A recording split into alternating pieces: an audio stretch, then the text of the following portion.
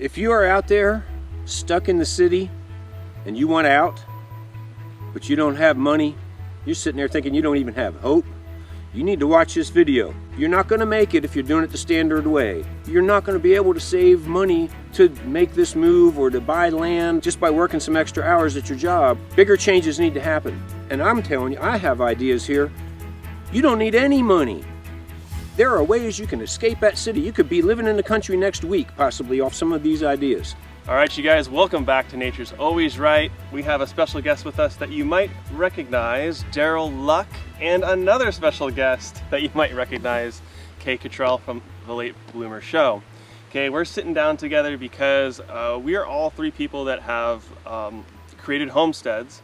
We're at various stages. Daryl's much further along than me and Kay are. Me and Kay moved from California to Tennessee, so I think we have some really good advice for you guys, and let's get into it with Daryl's first little lesson that he has for us. The most important thing is your attitude, okay?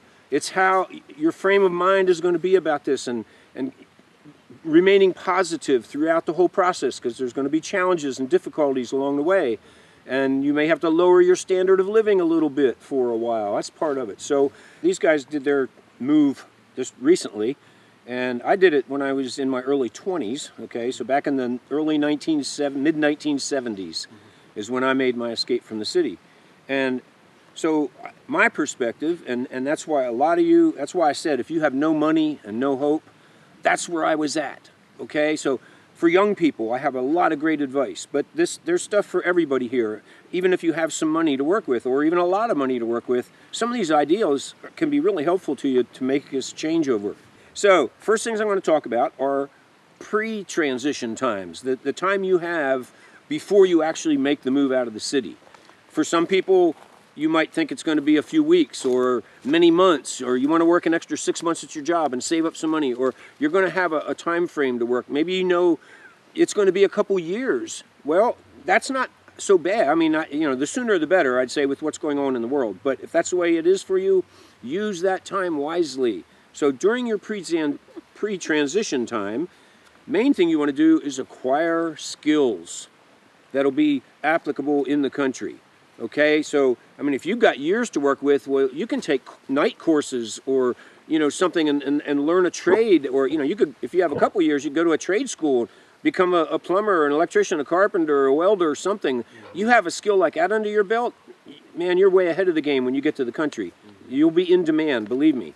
Oh yeah. And tons of jobs. You know how hard it is in the country to find good people to do work for you? If you're an electrician, a handyman, any of those types of jobs, you will never run out of work. Yep. And I think that's a great business to do if you're moving from another state to another state. Something like that is fantastic. You're more independent that way. That's, you can move around. You can barter those skills as well. And you can also be reading books, of course, or looking at videos. You can learn a lot just watching YouTube videos. Or maybe in real life you can learn. There's a neighbor building a porch and you can help him out and learn some carpentry. Or you can go to a homesteading conference and learn how to slaughter a chicken or raise pigs or whatever. So, make use of that time, whatever it is, a few years, months, weeks, whatever. Be busy and focused on what you're doing, because this is a huge change. So you're not going to sit around in the evening and keep watching Netflix. You're not going to go do some of the things you were squandering your money on before, eating at restaurants and all that. This is a big change. You have to stay focused. So, You'll never eat out again. Yes, start cooking at home. That was the next thing I was going to say, that saves you so money. And let me say this to young men out there. Shame on you if you don't know how to cook your own food. Yeah. Come on. That's just ridiculous. You need that skill. Everybody does. That's right. You could be in a couple situation and then all of a sudden it changes and you're alone. And you don't even know how to boil an egg? I mean, come on. That's just pathetic. Okay, so let's just end that, okay? That's just horrible. All right. But you might want to do extreme things to maybe accumulate a little more money so you have some seed money to do something with, okay? So you might want to abandon your apartment you're in and move back in with your parents, or just rent a room instead of a whole apartment, or live in a car or a tent for a while. Because rent takes the biggest chunk of money from you. So if you can take that and in some way make it where it's a lot cheaper, or you don't have to pay anything, then all that money is in your pocket for the future. Yeah, I was going to say that after I downscaled from the house, I went into an apartment thinking, Oh, I'm going to try to keep an apartment, and then I'll look for my homestead in Tennessee, and I'll go back and forth. And oh my goodness, that rent. That rent was killer, and I just said I can't afford to do this, and you did just the opposite, right? Yeah, what we did is, well, I mean, kind of lucked out because some family friends had a little granny flat at the back of their property. They had a big backyard, and I was like, hey, can we live there, and then I'll farm in the backyard? Excellent. And that was a God thing that it all worked out like that. But we, it was like $750 a month, I think it was, which is incredibly cheap. But it's a 250 square foot small apartment. And then, when we eventually came to Tennessee to start looking, we did 6 months of just looking online, really understanding the market. And it's our first time buying property or talking to a real estate agent. All of those concepts that are, new. And so it was a big learning curve in the beginning. And then once we found some properties we liked, we thought, we know the areas that we liked. We had done a trip a year before even seriously looking, where we went to the 3 big cities in Tennessee and checked all those out. Which big city do we want to be outside of? Which one is our main one that we like the most, or we like the land the best, or it felt like we looked at, actually I felt that the northeastern part of Tennessee had better farmland, a little bit more more choices of properties than down south more, and but we liked Chattanooga better as a city. It just was more of our vibe. As a city not to be living in, but the now one you go to occasionally. But we don't even go there now. So it's like, I know. There was really that, maybe that wasn't the best choice. But anyways. I did that with Nashville because my mother's in a facility there for, memory care unit. And so I didn't want to be farther than an hour away from Nashville. So yeah, all these different family situations. There's everything so many factors variables in. that that's why we're giving you our life examples, so you can take a little bit of that and apply it to yourself. So you see how much comes at play in here. Things to consider and influencing your decisions. So, but the main thing here at the beginning, the pre-transition time, is to lower your expenses. Get out of debt if you're in debt. Go watch Dave Ramsey. He's got great ideas on how to get yourself out of debt. And start shopping at Goodwill and thrift shops for clothes and whatnot. Don't go buy brand new. Try, like I said, be prepared to lower your standard of living for a while. Maybe for a long while till you really get to what you want to do. But let me remind you, coming up, I've got ideas. I can get you into the country with no money. So hang in there. It's coming up soon. I'm not lying. Did you get this at Goodwill? What, this? Yeah. Probably. So, the other thing you can do, study about the places you think you want to move to. Maybe you want to be a certain place because there's family or friends there, or maybe the whole country's open to you. Well, you don't know where you want to go. Well, now you've got a lot of research to do, and you can do it all online. I mean, so much of it. Study, pick a small town. I might want to move to Nebraska. Let's check out that little town. And read about it. Find out what the crime statistics are. What's the average age, the average income, the average price of a house or an acre of land in the country or whatever. Learn about that place before you ever go there. You might scratch a lot of these off your list and not have to go there, and try to make that decision so that when the time comes, you know exactly where you're going. And that'll save you a lot. Okay, so now it's not pre-transition time anymore. It's time for the big move. Okay, this is what your seed money's for. If you were able to do that, don't worry. I've still got things. If you have no money, it's coming up. But if you got a little seed money, okay, get yourself to that area. Maybe you're going to live in your car or your tent. Maybe you had bought a little camper and you got a little camper to live in. Maybe you're going to rent a room or something like that. But as soon as you get there, start talking to people. Let them know what you're looking for and the skills you have to offer. And even, I won't say don't worry if you don't have any skills, because it's way better if you do. But if you have no skills, nobody has no skills. Come on, you know how to clean a house, right? You can wash cars, you can mow a lawn. I mean, you can make money doing all that stuff. You can start your own business in a real simple way with hardly any investment. So, don't give up because you think I don't know how to do anything. Yes, you do. Except maybe you can't boil an egg yet, young man. You better get on that. If you have a camper or a trailer or something like that, that's really great. You could even pull into a campground and you can rent by the week or the month in a lot of those places, and you have a home base now, and you can drive around and do what you need to do. Well, now you guys were really pushing me To do that. to do that. Yes. But my problem was all of my earthly possessions, except what I stuffed in my Prius, were in a warehouse in California. Mm-hmm. And with all of that going on and the moving van situation, I wanted everything over here, and then I would have to move it all over here and then put it into storage. Mm-hmm. You know, in retrospect, and maybe you would want this to put this on a tip, it's like if you know that you're scaling down and you're changing your lifestyle, get rid of your stuff before you Yes. go. Absolutely. Oh, you know, that actually was the last thing on my list, and I didn't The mention last it. thing. Sell unneeded stuff. That's pre-transition I thing. can't You know? tell you how Yes. much I wish I had. Of course, we can't know the future, what was coming, and all of that. These are 3 unprecedented years in our lifetimes. But if I could go back, I would sell everything. I've heard You other know. people say that, yeah, and just buy new when you get there, or Yeah. buy used. Buy used. Oh my Buy gosh, used. so much Yeah. amazing solid oak furniture. Oh my Yeah. gosh! Everywhere for so cheap. Yes. Yeah, antique stores, thrift shops, you can get great stuff. Yeah. Absolutely, absolutely. The other thing you want to consider is trading your skill or your time for housing instead of paying rent. Okay? There's what you can find this out there. You just need to talk to people. And also nowadays, see, you guys have social media. I didn't have that, you know. I had to go and talk to actual individual live people, you know, which I still suggest is a good idea. But you can do it online too and post who you are and they can see a picture of you, maybe watch a little video with you talking. That's going to make a lot of people more secure about, yeah, I might want to hire that guy. He seems like a nice fellow, you know, or something. So, you know, use it to your advantage and try to trade and try to not part with your hard-earned money for your housing. That's going to save you the most. And now, this was my personal story. When I made my transition, I was a poor hippie back in 1970, what year was that? I was there, 76, the bicentennial year, is when I was walking in the woods and I was following this creek and I saw a little road going up the mountain and I followed that, not a hard surface road, a back road.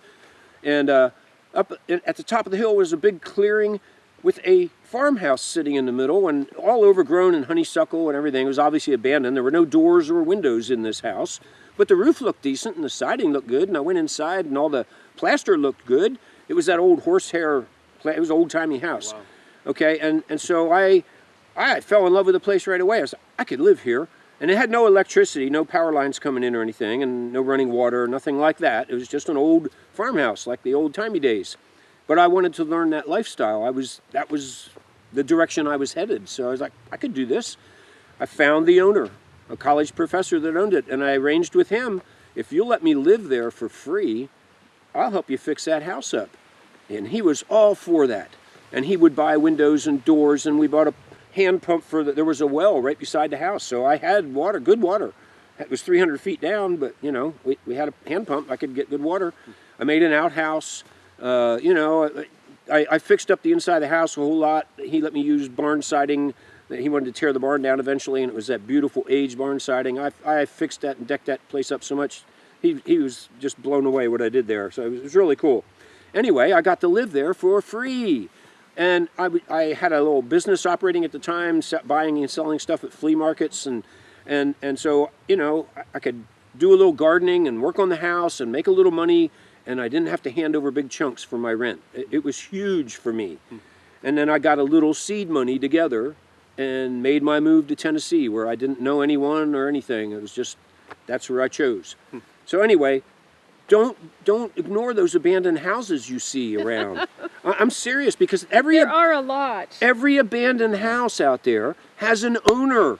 And they are probably very unhappy with the situation and worried about that house. It's going to get vandalized or burned down or just deteriorate from nobody being in it. And I mean, a lot of people would be open to something like that. If you have some skills, carpentry, painting, you know, whatever, approach them. You might find yourself a place to live for free. And now here's what you all been waiting for. How can I get out of the city with no money and be out of there pretty quick? This is it. Your thumb? Yeah, you can hitchhike out. It'd be nice if you had enough for a bus trip or something saved Remember when up. people used to do that? Oh yeah, I did a lot of that. And back then it was wasn't. safe. It seemed safe, and a lot of people were doing it. I know. You know? I It's know. not like that anymore. All right, here's the thing. You can be a house sitter or a farm tender, okay? Where you know, people have a nice farm, but they want to take a vacation for a month. They're going to the Caribbean, right? I need one. He wants to do that, maybe. So, you know, maybe you got some chickens that need to be fed, or a dog they're going to leave behind for you to care for, or watering a garden, or, you know, whatever upkeep they need, you do what they would have done if they had stayed, you know. And if you're a responsible person, you're an honest, dependable person, this is I mean, you could end up hopping from house to house and live all over the country and try to figure out where you want to live that way. And you know, I mean, it could be awesome. You could be living in a nice mansion up in Colorado and with a mountain view, and then you're on the seashore up in Maine all of a sudden, and you know, who knows? So it's an interesting lifestyle. And if you want to get into it, here's 2 websites to check out. TrustedHouseSitters.com. It's an organization to link up people that want it and people that want to do it. Okay? And the other one is HouseSittingMagazine.com. And I noticed their webpage was pretty interesting because they had a real detailed description of what is expected of you as a good house sitter. And if you read through that and you think, I could do that, well then get busy, because you could line something up in a few days and you're out of the city that quick. Yep. They might want you so bad they'll pay your bus fare or whatever to get you there. So, you know, that's what I'm talking about. No money, and you can still do it. So don't give up. Don't be hopeless. This is really more for the young. Yes, this is for the young people mostly. Yeah, you know, absolutely. I mean, once you've without a family. Once your bones start creaking and, right. and it's harder to sleep on the floor and the ground and stuff. You know.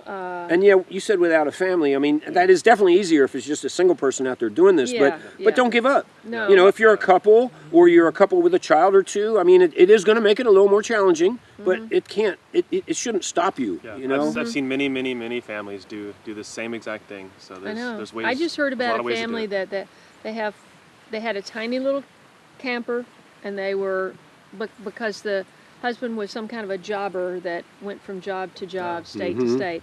And they wanted to keep the family together. They were homeschooling, and they had 4 kids, and they were in this tiny little thing. And they reached out for some help through a community, and they wound up getting a really good deal on a bigger one. And, you know, I mean, there are people that are out there that will help you if you really look for it. That's something I hadn't thought to mention. You know, there is a difference, I think, between city folk and country folk. You're going to find that people are helpful, and you know, they'll try to help you find what you want. I mean, they just seem nicer out in the country. They're more relaxed. You know, it's hectic and difficult to live in a city. You know, tempers are flaring. Well, not only talking about right now, but I mean, when I lived in New York, I mean,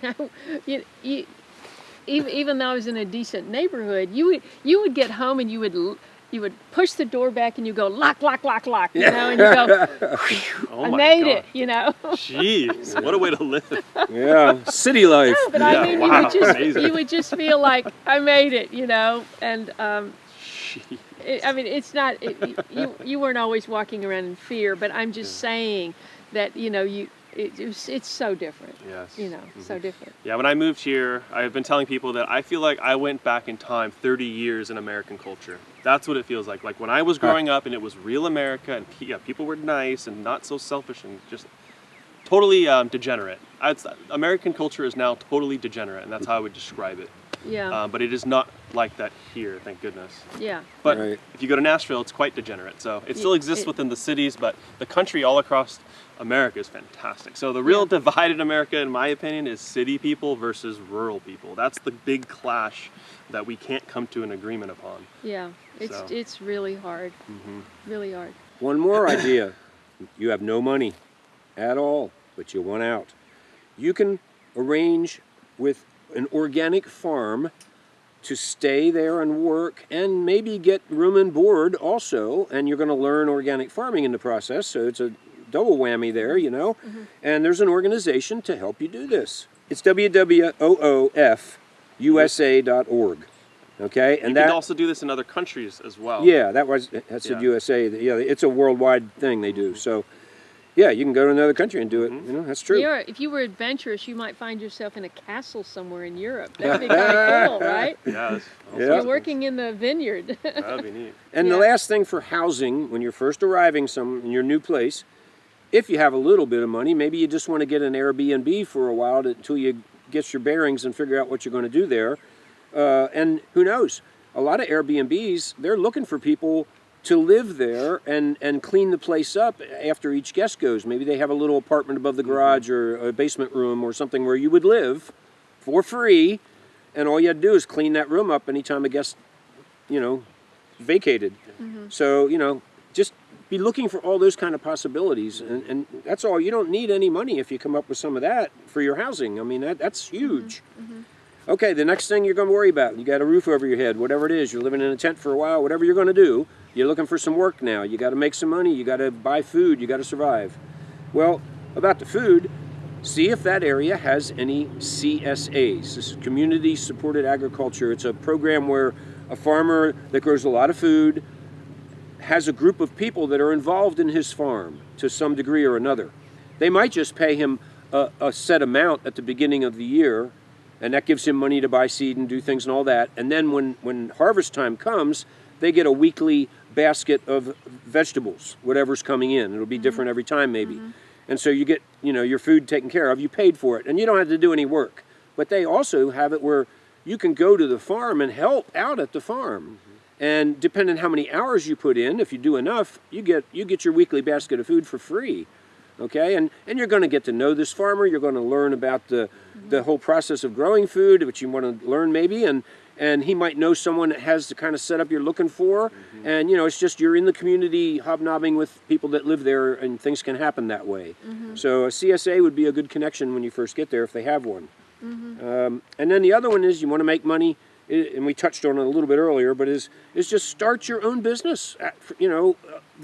And it sounds like, oh, how can I do that? Well, if you have a little bit of money, but these are businesses that doesn't take much investment, and you're in business, okay? Like if you got a steady hand and you think you could be a house painter, it doesn't take, really brushes and rollers and a ladder can do it. And of course nowadays a lot of sprayers are being used, but they're not that expensive, and you'd be set up with your equipment pretty quick. And if you're a good painter, word of mouth will find you more business. I wanted to interject that two of the places that I was recommended to go to when I went to an area was the extension office, where you can meet the main extension officer. They often know a lot about, and they know all the farmers, and they might know of people that need help, or could at least put you in touch with somebody. Or the farmers co-op. That was the other one I was going to say. So last year I was at the farmers co-op, and I was buying electric wire for my electric fence, and I had gear there, and I had already looked on the job board several times when I was there, and it just wasn't any real adverts on there. So I was sitting there waiting for him to ring me up, and I just looked around, and there was a man waiting in line, and he said, "You look like you got a lot of work to do." And I said, "Yeah, and I need help." And he said, "Well, I might be able to help you one day a week." That's all it takes sometimes, I'm that quick. telling you. And yeah, your life can change in an instant. I know. He turned out to be a wonderful man, and if it hadn't been for him, I wouldn't have had a big garden last year. We produced 200 pounds of sweet potatoes, and a lot. That's what's cool about when you're on this journey, and you're focused on a goal, and things like that, serendipitous stuff just happens, and in an instant your life is 100 times better than it was, it just can change so quick. I have always been the kind of person that just walks into a store, walks into a doctor's office, and I'll just stand there and go, "How's everybody doing today?" And I'll just start talking to people, and I think a lot of people are timid, and especially when you live in the city, you're more cautious, and you're just not going to blurt out things like that. You just sort of sit there and look at I walk into the doctor's office or the chiropractor's office, and there'll be 6 people there, and they're all looking at their phones. Nobody's talking, and I'll stand right in the middle, and I go, "How's everybody doing today? What are we going to do about that wind?" And they're typing, "Some lady's bothering me right now." From that opening, then you can go to, "Hey, well, you know what? I'm looking for a house painter. Do you know anybody good?" There you go. Yep. That's because you need recommendations. This is a hard lesson I learned is you don't hire somebody that you can't vet, that you don't know. Word of mouth is powerful. Yep. And mine is just snowballing now. You see how many wonderful people I'm meeting? Yeah, really. It's great. The final thing for my suggestion for finding some work, And it might also at the same time find you a place to go that you hadn't decided on maybe, is seasonal work. Okay, where, it might be farm work where you're picking a crop or something, you can do that. But it might be you're working in a state or national park, or, you're working for a place where they have housing and they might provide a meal or two a day. And you're out doing some job clearing a trail or, whatever. And that would get you out of the city. You'd be experiencing country life. You'd try a place you'd never been before maybe to see, could I live around here? Would this work for me? And you could do different jobs like that if you're still indecisive about where to go. Don't take that lightly. That's an important decision. So take as long as you need to make that be a correct decision for you. And there's a place that can help you out there to find these seasonal kind of jobs. It's called Cool Works, COOLWORKS.com.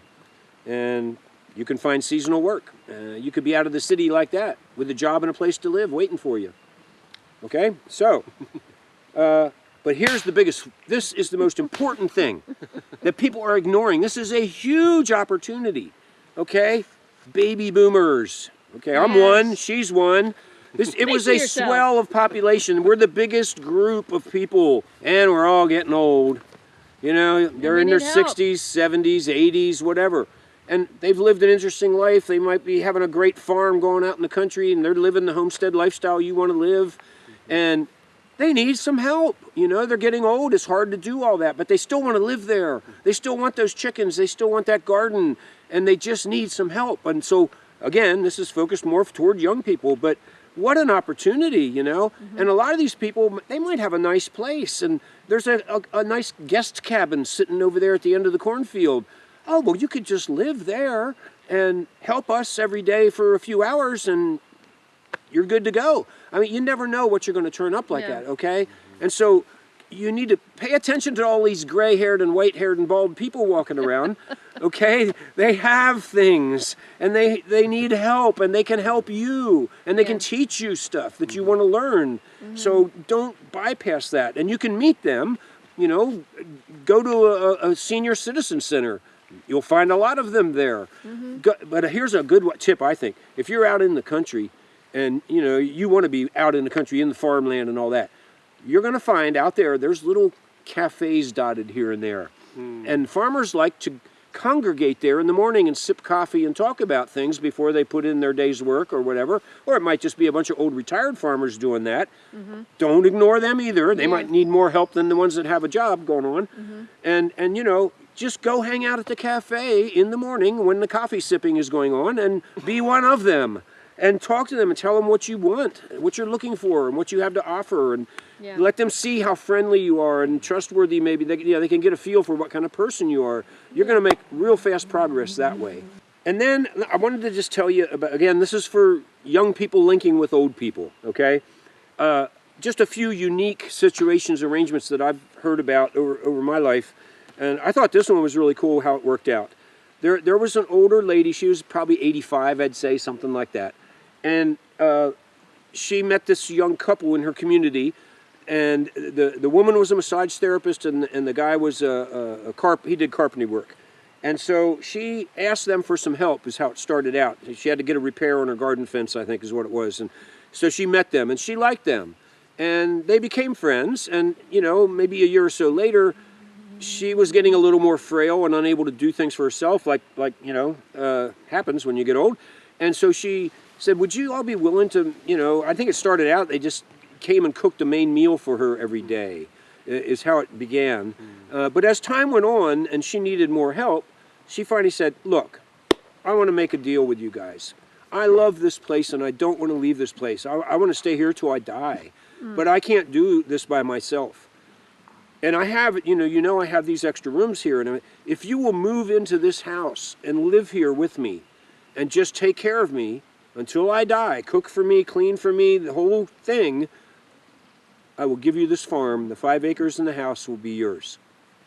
And so that's what happened. And they didn't spend a penny, and they got a 5-acre homestead. I mean, that can happen. It can happen. So, I'm not saying you can find that on every street corner, but, you got to talk to people and get to know people and link up with people. So I'll tell you the biggest thing the baby boomers are up against is, can I trust this young person? Right. And are they responsible? If I tell them to do these chores, are they really going to follow through and do it while I'm sitting in the Caribbean worrying? You know? Okay, so, you know, you got to build some trust with people. And that takes face-to-face. You can't do that with social media. I mean, you can get started with social media, but you need a face-to-face meeting and let them see who Right. you are. Right. Okay, here's another unique arrangement. This was Charlie, an old man that I knew out in New Mexico. I lived there for a while, and he was way high in the mountain. It was the mountain road that turned to gravel, and you went for miles yet, and it was the last farm way up there. He owned a huge ranch, 1,000 acres, maybe thousands of acres, I don't know, it was huge. And he had a nice house on it, and there were 2 other nice houses on this huge acreage. A lot of open land, they had horses and all kinds of stuff going on. And he had his own garden. Here he was. He had to be close to 90 when I knew him. And he was climbing up on his roof, repairing things. He was growing a garden, what you could grow up there in the mountains of New Mexico. You know, he grew some lettuce and broccoli pretty well.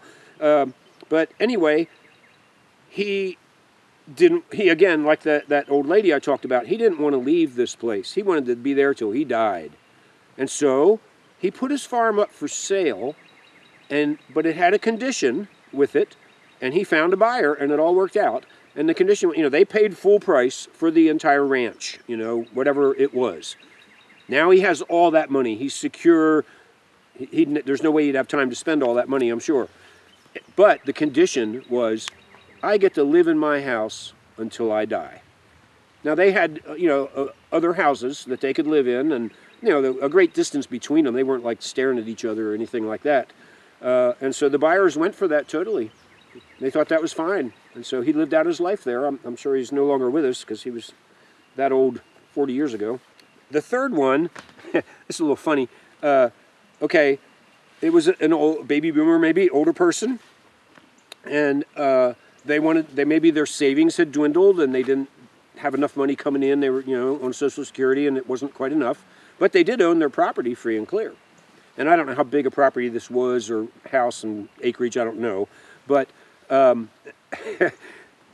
guy made the deal that if you will pay me X amount per month for the rest of my life, okay, and he was an older guy, you know, he was, you know, older 80s something, okay, and if you'll pay me X amount per month for the rest of my life, when I die, the property is yours. Well, the buyer thought, yeah, I'd probably come out ahead on that. He's, you know, he probably won't live another 5 years or so. And, you know, if I pay that, I'll be getting a super deal. So they made the deal. The old guy lived to be 105. That wasn't such a good deal But after all. They might have still come out ahead. I don't know. Hey, But you know, funny. if you become like family, Yeah. you know, it's, right. you know, Yeah, that's pretty I neat. had neighbors in my little street in California, they were all older men for some reason. Usually like in my hometown, all the husbands died. Yes, that's normal. And then, but in this particular street, there was 1, 2, 3, 4 men that had Widowers. lost their wives Wow. earlier. And they all lived in like to 90 or... you And I'll know, bet something. none of them knew how to cook. Well, That's pathetic. I don't... I think, do any Americans know how to cook now? It's, I mean, it's everybody not. geez. It's not that they didn't know how. It's that when you get that old, you're not that Right. careful with the stove. Right. Yes. Right. Okay, So that's true. That's the problem. You really do need a caretaker if you're going to try to stay in your house Once at that age. Yeah, you once know. you start forgetting things and Yeah, in case you young folks don't realize it, getting old ain't so great, you know? Okay, in fact, somebody asked this real old lady, I think it was her 100th birthday, and they said, well, you know, how do you feel about being 100 years old? And she goes, it ain't no reward. No There's no reward. prize. It ain't no reward. All right, we just got a couple more things to go, and this is for people who have some money. I mean, the whole thing's pretty much been for people with no money, or it's beneficial to anyone. Maybe you're going out, you're going to try to buy some land, or a house and land even, okay? Look at owner-financed land, okay? Because right now, you know, interest rates are super high. Banks are being real strict on who they're giving loans to. It's becoming more difficult, you know. Maybe you have bad credit or a criminal record or something that's going to keep you from working with the bank. That doesn't eliminate things. Owner finance land, if you don't understand what that is, that's a guy owns some land, and he decided that he wants to sell 10 acres off of his land and let someone live there and have been someone else's property. And so by owner financing, what that means is, well, what it means is you can come up with any arrangement that you two can agree on. Okay, so it's wide open. So, he might say, I need $10,000 down and so much a month. And you say, I only have $6,000. And so he says, okay, well, let's just raise the per month thing a little bit and I'll go with that. Things can still be worked out depending on what you have to offer, So, and the thing about owner finance land is you are taking a slight risk, well, a big risk maybe, because if you lose your job or something happens and you can't make your monthly payment, it's different than, you lose everything, okay? He can get you out of the house or off the piece of land, whatever it is, and all the equity you may have built up, maybe you've been there 2 or 3 years and then this happens. You lose everything. He gets to keep it all. And he can then put it back on the market and make that plus the sale price, Maybe he goes through 2 or 3 people before it finally sells, and he ended up getting double what the land was worth. So it's a little bit of a gamble that has a little bit of reward attached for the landowner. If you do make your payments, is it for sure that you get the land? Oh, it's all it's all legal on contract. You do it with lawyers and all. It's not like some under the table thing, it's but it's wide open because it's just an agreement between 2 people. You can make it whatever you want. You're already on the land, right?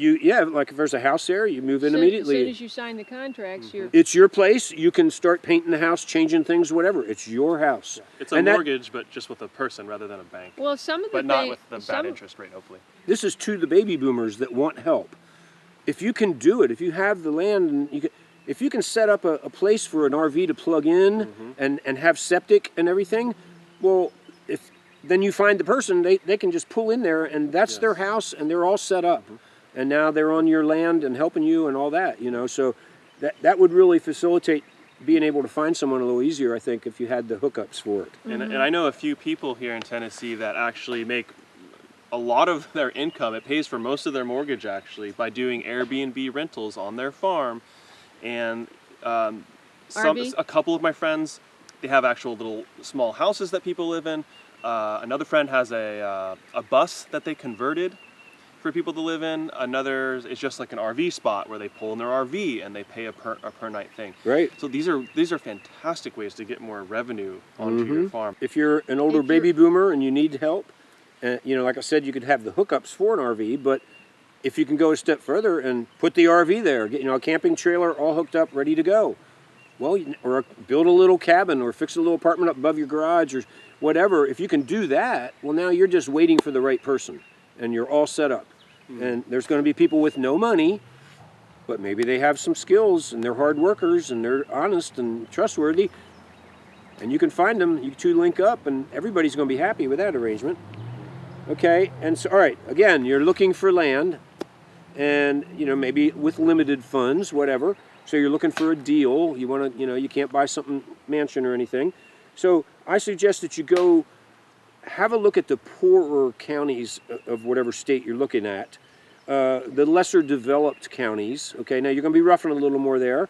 You might have to drive a lot further to get to a Lowe's or a Walmart or whatever your store you like. You have to drive to a bigger city.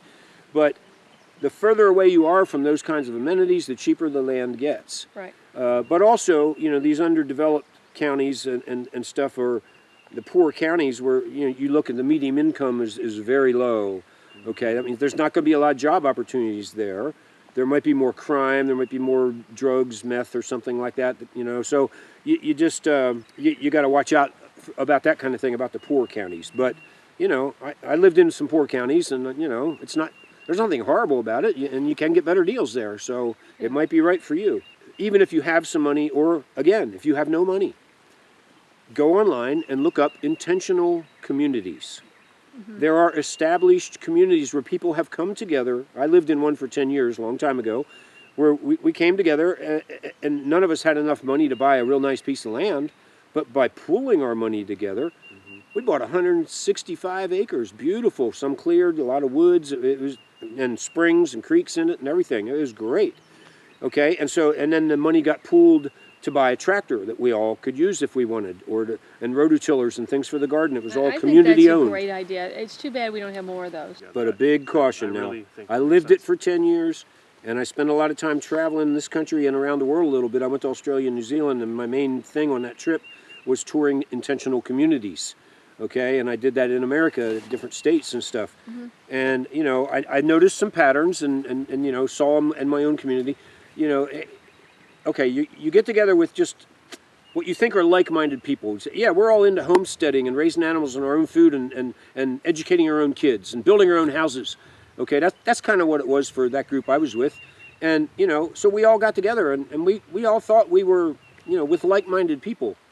But the more time goes by, the more things pop up, and, you know, politically, religiously, you know, how to do gardening. There's different opinions and disagreements and hassles, and, you know, it's not smooth sailing all the time. You're working stuff out with a group of people, okay? You don't get to make your own decisions on a situation like that. It's a group decision whether you get to dig a pond or, you know, make a garden over there.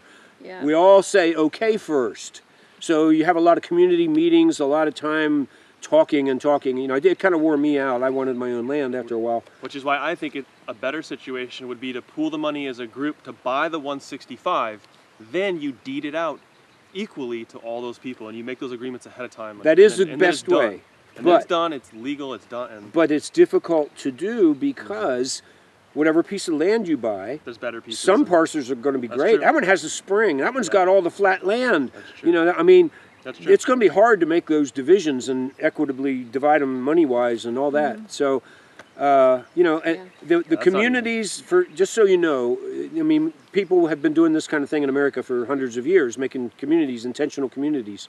The ones that have survived the longest are the ones that had a religious thing in common. Yeah, okay? like the Amish and the Mennonites. Yeah, they had a religious belief binding them, or even a religious leader over the community. That you know, that was kind of how the farm in Tennessee had. Stephen Gaskin was sort of the spiritual leader of the farm, and you know, they've had their problems too, and a lot of people have left the farm. It's not what it was in the old days. It was a great place. I used to go there. You can buy land that maybe it's been clear cut. It looks rough. Boy, they give you a good deal when you buy that. And you could plant it full of bamboo and live in a bamboo forest. Now we're talking. You know, I had to mention bamboo today. But you know, you actually could do that and make money from the bamboo. Right. Yep. Or I knew a guy that bought, I don't know, I think it was 50 acres about, you know, something about that size. It was over in East Tennessee.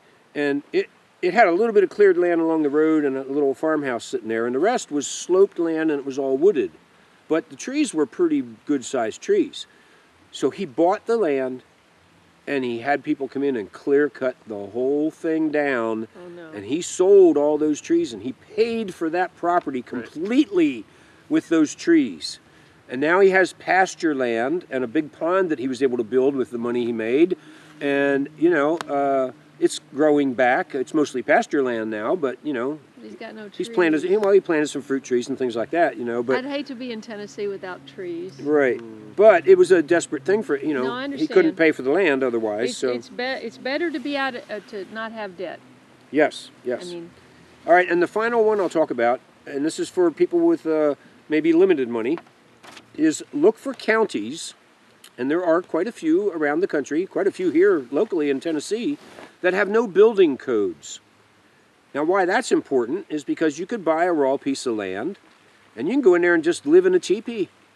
Okay, now the only yurt. the You could only build a yurt. yeah, or a yurt or whatever. You know, there's no restriction. You can build a house out of a straw bale house or you know, Concrete. any of these alternative building things. Build yourself an earthship if you got the money. Go to a county with no building codes, and you can build whatever you want and live in it. Yeah. The only thing in Tennessee, and it might be different in other states, is if you want electricity brought into your property, you have to set up a septic system first. Yeah. And supposedly you're not even allowed to have outhouses in Tennessee anymore, is what somebody told me. So, you know, you're going to have a composting toilet or a septic system. But just with a composting toilet, you won't be able to get electricity brought in there. But if maybe you're thinking off-grid and you're going to do solar panels and a composting toilet, You can do that in a county with no building codes. A lot more freedom. That's where freedom still reigns in America. No building codes. Yeah, they say the whole country's free. Well, no, it's not. I mean, if you look how many counties have building codes, that's the parts that are free, at least in that way. Yeah. Lots of other freedoms that might be restricted, like we're all experiencing nowadays. Yeah. So I anyway, think living off grid is you would experience the most amount of freedom. Absolutely. right. Yeah. But that's that seems to be everybody's things. Like, I'm going to get out of the city and go live off grid and be done with all this mess and all. And that's a great goal. But you really kind of need some money to make all that happen. Yeah. So on a limited thing, that might be a more distant goal.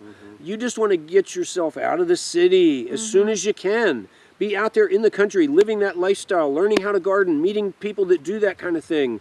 And, maybe you'll live in some situations that are below your standards for a while, but you're saving money all the while. And eventually you buy some land, or you make friends with some old boomers who decide to give you their property after they die. You never know. You got to get out there first. All right. Thanks you guys for the great advice. Thank you, Daryl, for all the work that you did preparing this video. I even came up with the title. I mean, Can it's a you good tell title, this guy don't you was a think? teacher? And if you guys have not seen the bamboo video that we've done together, I'll put that in the description. I'll put Kay's video with Daryl, and she's got many videos with Daryl. If you guys want more Daryl, go check him out on Kay's channel as well. I'll put all the links down in the description for you guys. Thank you for watching, and we'll see you guys in the next video. Good luck. Yes.